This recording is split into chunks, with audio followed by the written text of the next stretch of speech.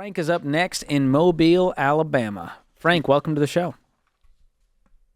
Well, thank you for taking my call. Sure. How can we help?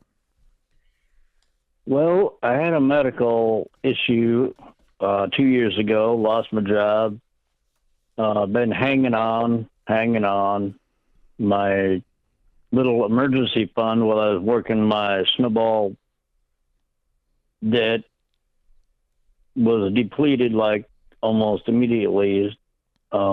Anyway, I haven't been able to pay my credit card through my little local credit union here.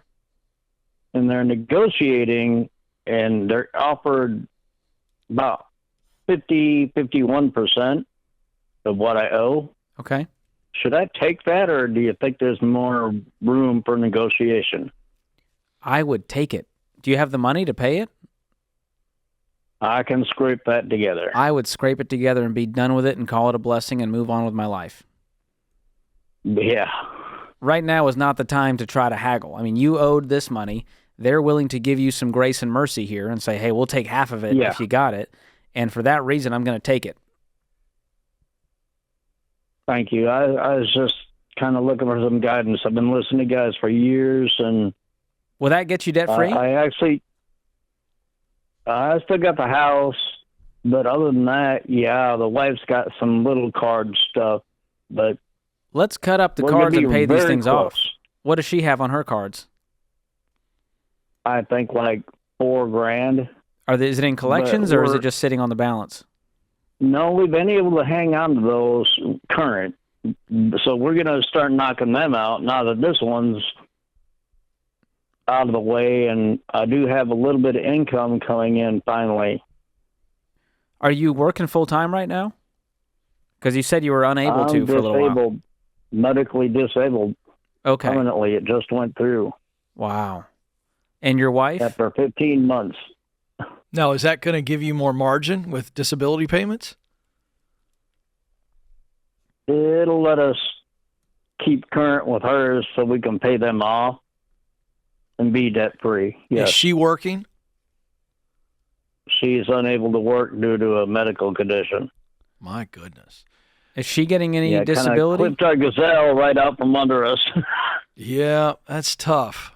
It sounds like you said the wife has cards.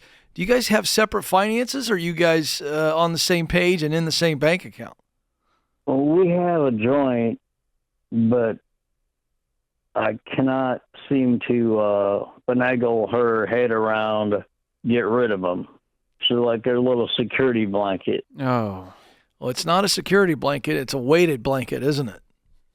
That's what I've been trying to show her with this one. I don't know how you're sleeping at night under that security blanket, quote unquote. When you're on disability, you can't work and you have all these payments you got to make. It's been at 23% interest, probably. Does she feel what you feel? The way you started the call it kind of sounded like a country song, Frank. Like I'm just hanging on. And that's exhausting, right? It is. And does she feel that way? No, she just thinks, everything's fine. And that's what I thought. She's just diddy-bopping along. We're taking steps to. How old are you move two? That in a right direction. We're both in our 50s. Okay. And you're unofficially retired because you're unable to work. So what does the next 10 years look like for you guys? Have you talked about that? I'm going to remain debt-free, and if we can't get together on this... You can't remain debt-free unless she decides to become debt-free, because it's we. Y'all are married. You're a team.